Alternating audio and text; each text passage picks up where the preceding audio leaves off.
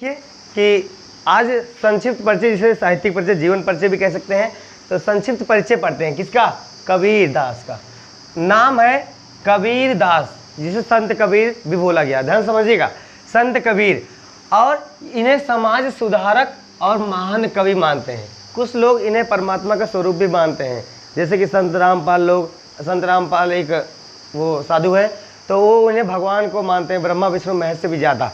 ठीक है, तो संत कबीरदास जी समाज सुधारक थे और महान कवि थे। अब इनका जन्म सन 1398 में हुआ। इनका जन्म कब हुआ? 1398 में हुआ और संवत 1455 ईस्वी में।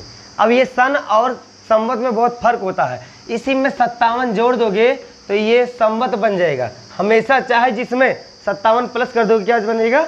ये संवत बन जाएगा। 1455 जोड़ लीजिए, 8 7 15 होंगे, लास्ट में आ गया। ये विक्रमादित्य के राज में चलता था। और इनके जन्म के स्थान के बारे में 3 मत प्रचलित हैं। पहला क्या है? काशी, मगहर, आजमगढ़। काशी, मगहर, आजमगढ़। और इनके गुरु का नाम स्वामी रामानंद था। इनके गुरु का नाम क्या था?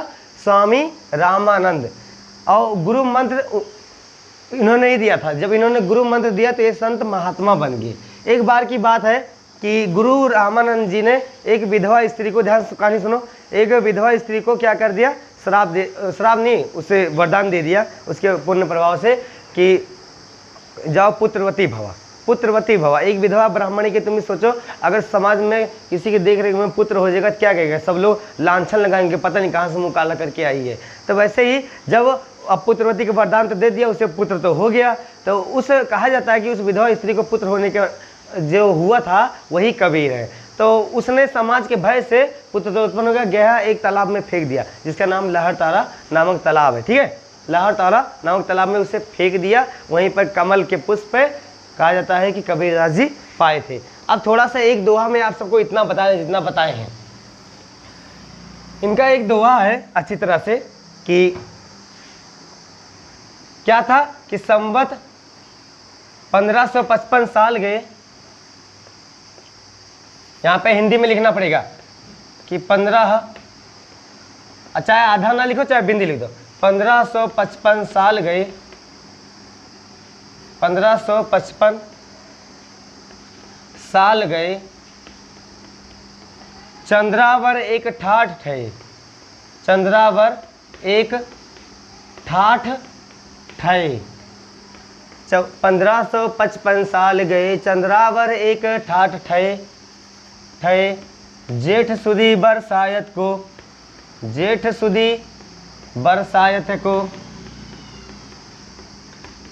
पूरनमासी प्रकट भये, पूरनमासी प्रकट भये। तो 1555 साल गए, चंद्रावर एक ठाठ ठहे, जेठ सुदी बरसायत को, पूरनमासी प्रकट भये।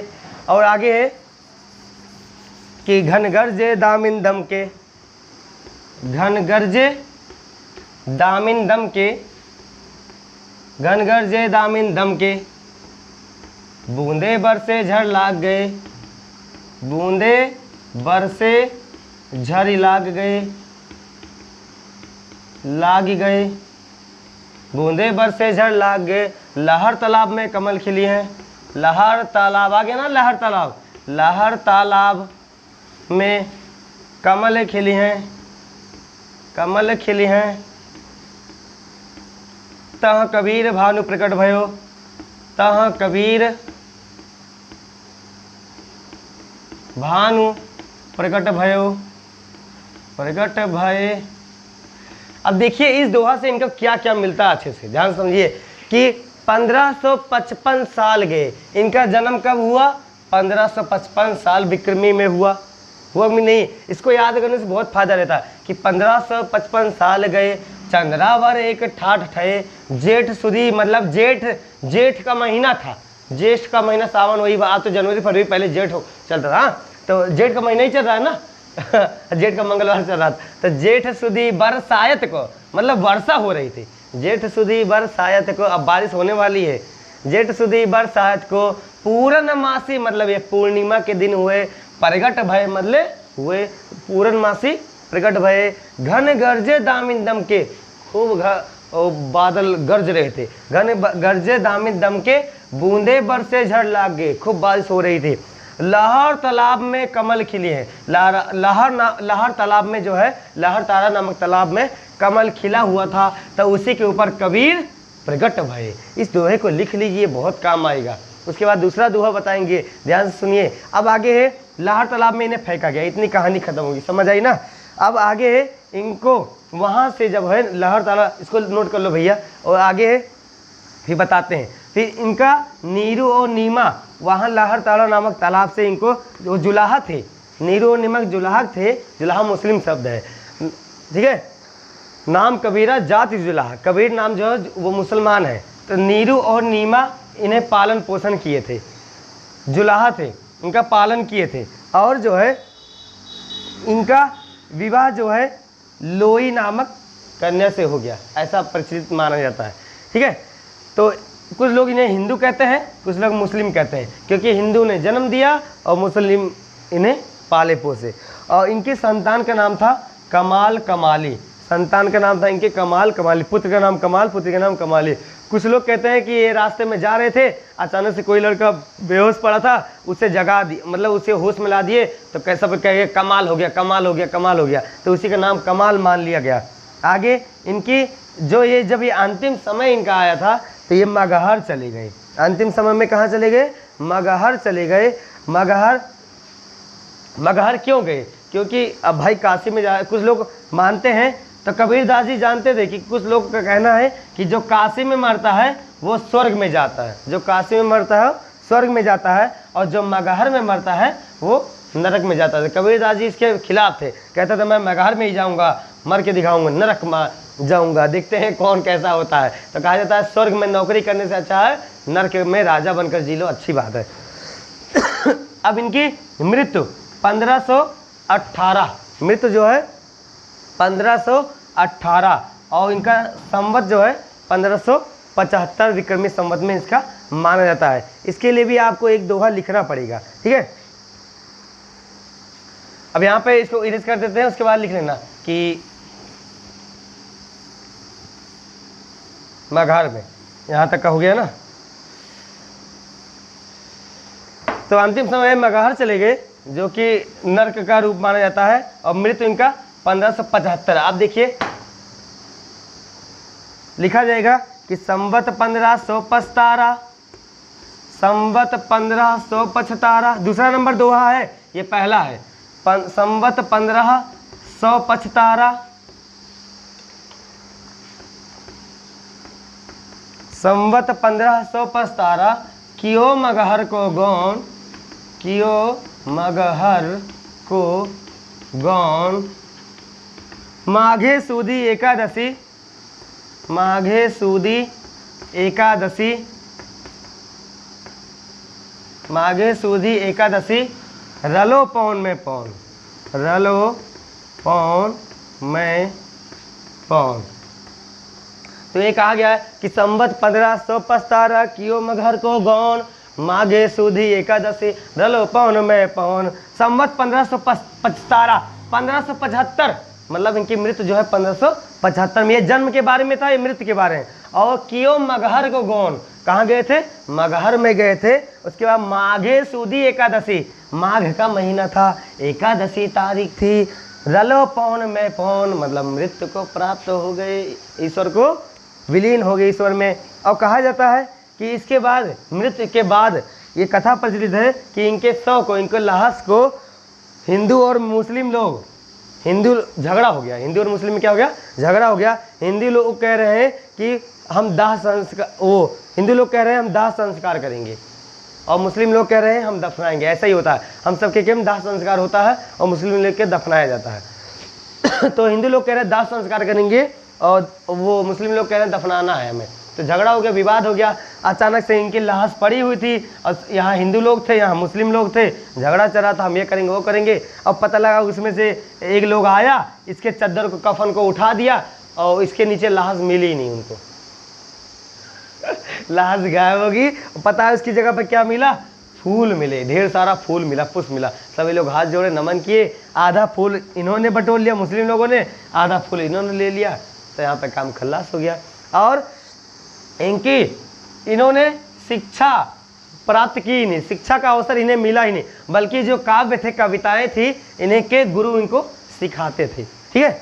और ये अनपढ़ माने जाते हैं, कबीरदास जी अनपढ़ माने जाते हैं। इन्होंने स्वयं अपने दोहों में लिखा है कि मस कागज छोयो नहीं, कलम गयो नहीं हाथ। इनके बाद अच्छे अच्छे विद्वान चले आते थे, वो हार जाते थे। एक अच्छे विद्वान थे आए से ट्रेनिंग लेने, तो इन्होंने केवल एक ही क्वेश्चन पूछा, वो पूरी भागवत गीता रट के बैठे थे, कुछ नहीं करे। नहीं कहा अच्छा ये बताओ तुमने पढ़ के समझा कि समझ के पढ़ा, एक जवाब दे दो बस।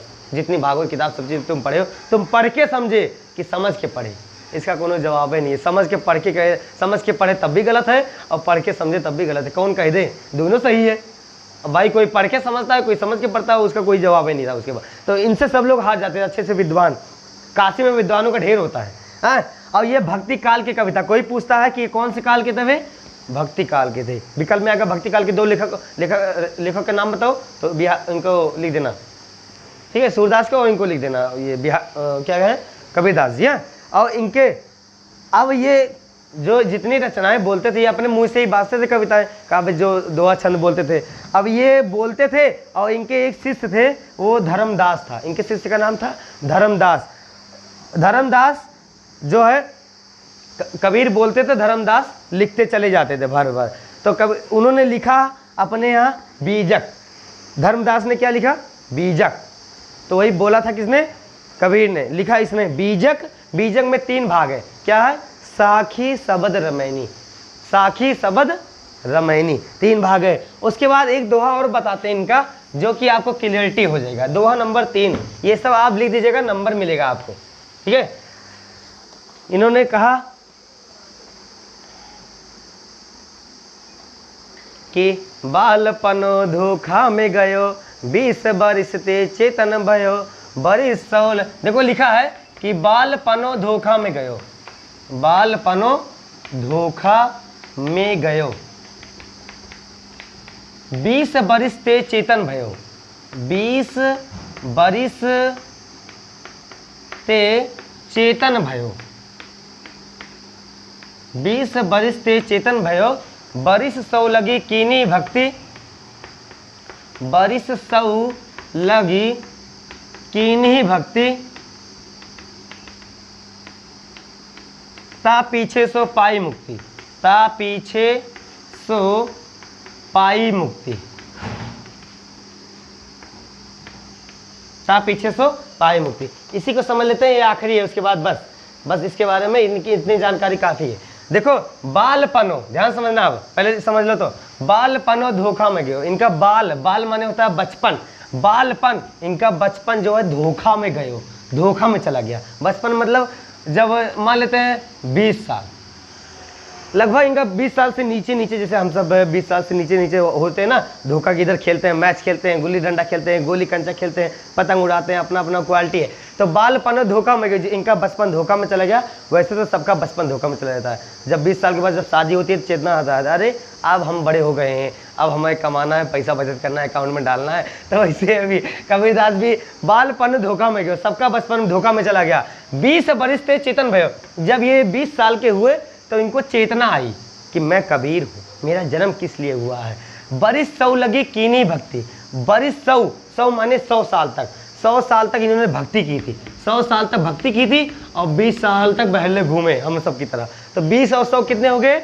120 साल। तो ऐसा प्रमाणिक है कबीर 120 साल जिए थे। तो बरिस सौ लगी कीनी भक्ति, मतलब 100 साल तक इन्होंने भक्ति की थी। तुम सब 100 साल तक अगर भक्ति कर लोगे ना, इन्हीं तरह तुम भी बन जाओगे। इसलिए भक्ति करो, थोड़ा मोड़ा तो भक्ति करो। आजकल क्या है भैया, लड़के लोग तो बस थोड़ी सी हेयर स्टाइल किसी की देख लिया, उन्हीं के पीछे दौड़ लेते हैं। अरे मत पढ़ो उन सब के चक्कर में भैया, खुद के टक्कर में कोई नहीं है, ठीक है। वो सब भड़काने वाला काम करते हैं, भड़कना मत, चाहे जो हो। ता पीछे सो पाई मुक्ति, तब इन्होंने मुक्ति पा ली। इनकी तरह काम करोगे तो इतिहास में आ जाओगे, और उन सब की तरह काम करोगे तो गांव के वोटर लिस्ट में आ जाओगे, बदनाम हो जाओगे। बदनाम होना है कि महान बनना है, अर्जी हमारी, मर्जी आपकी, बस इतना ही काम है, ठीक है। समझ आया ना? ठीक है भैया।